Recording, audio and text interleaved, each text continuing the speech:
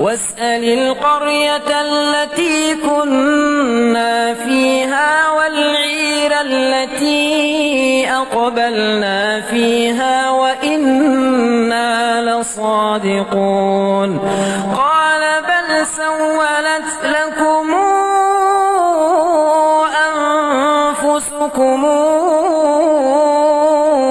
أمرا فصبر جميل عسى الله أن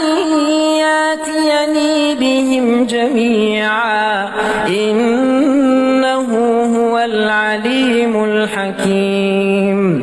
وتولى عنهم وقال يا أسفا على يوسف وابيضت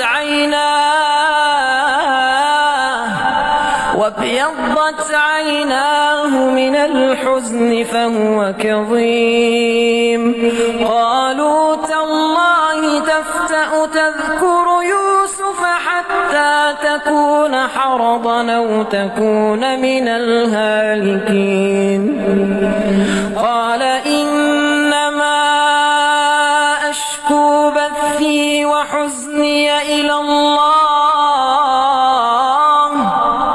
وأعلم من الله ما لا تعلمون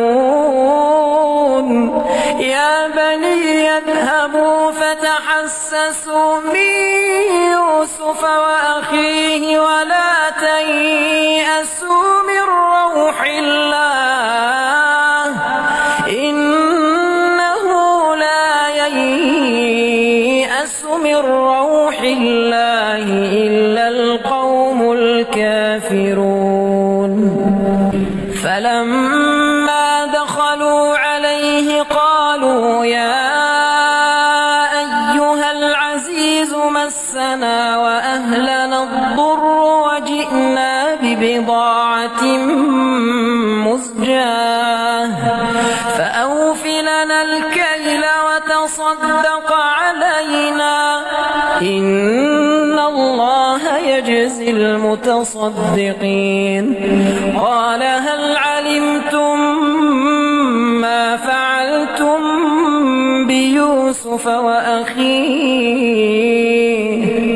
قال هل علمتم ما فعلتم بيوسف وأخيه إذا أنتم جاهلون قالوا أئنك لأنت يوسف قال أنا يوسف وهذا أخي قد من الله علينا إنه من يتق ويصبر فإن الله لا يضيع أجر المحسنين قالوا تالله لقد آثرك الله علينا وإن كنا لخاطئين قال لا تثريب عليكم اليوم يغفر الله لكم وهو أرحم الراحمين اذهبوا بقميصي هذا فألقوه على وجه أبي يات بصيرا واتوني بأهلكم أجمعين ولما فصلت العير قال أبوهم إني لأجد ريح يوسف لولا أن تفندون قالوا تالله إنك لفي ضلالك القديم فلما أن جاء البشير ألقاه على وجهه فارتد بصيرا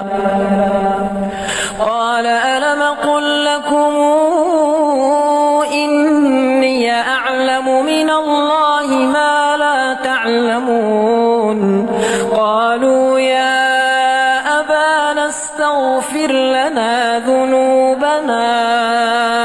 إنا كنا خاطئين قال سوف أستغفر لكم ربي إنه هو الغفور الرحيم فلما دخلوا على يوسف آوى إليه أبويه وقال ادخلوا مصر إن شاء الله آمنين ورفع أبويه على العرش وخروا له سجدا وقال يا أبتي هذا تاويل رؤياي من قبل قد جعلها ربي حقا وقد أحسن بي إذا أخرجني من السجن وجاء بكم من البدو من بعد أن نزغ الشيطان بيني وبين